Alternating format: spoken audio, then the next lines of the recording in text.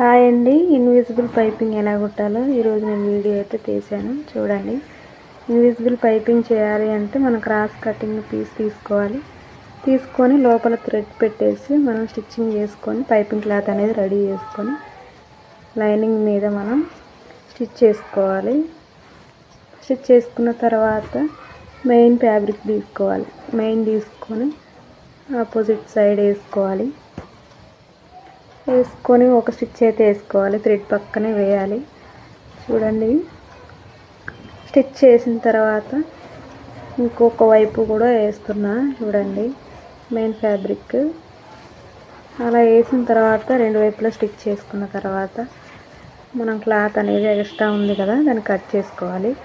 Cut చేసుకొని మిగతా process తిప్పేయాలండి.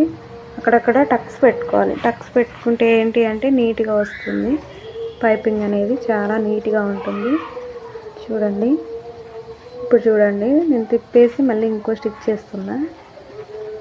ఎంత బాగుంటుందో అండి పైపింగ్ అయితే, చాలా నీట్గా ఉంటుంది. బోటెక్ స్టైల్లో ఉంటుంది. చూడండి, మిగతా క్లాత్ అంతా కట్ చేసుకోవాలి. మనం కట్ చేసుకున్న తర్వాత తిప్పేసుకోవాలి టక్స్ పెట్టుకొని. చూడండి, అలా పైపింగ్ క్లాత్ పక్కనే మనం స్టిచ్ చేసుకోవాలి. స్టిచ్ చేసుకున్న తర్వాత ఇక మెయిన్ అనేది మొత్తం చుట్టూ అయితే జాయిన్ చేసుకోవాలి. చూడండి, అయిపోయింది. మొత్తం జాయిన్ చేసుకుంటున్నా. చాలా బాగుంటుందండి పైపింగ్ అనేది. ఇప్పుడు మాత్రం ట్రెండ్ అయ్యేది మాత్రం ఇన్విజిబుల్ పైపింగే. చూడండి, కస్టమర్కి బాగుంటుంది, మనకి బాగుంటుంది. ఎప్పుడైనా మనం పైపింగ్ చేయాలి అంటే ఇన్విజిబుల్ పైపింగే చేయండి. చాలా నీట్గా ఉంటుంది. రేపు ఒకవేళ మనం కస్టమర్ దగ్గర అమౌంట్ తీసుకోవడానికి కూడా చాలా నీట్గా ఉంటుంది. అక్కడ చూడండి ఎంత నీట్గా ఉందో పైపింగ్ అనేది. చాలా నీట్గా వేయాలండి. శ్రద్ధతో వేస్తే పైపింగ్ అనేది చాలా నీట్గా వస్తుంది. చూడండి,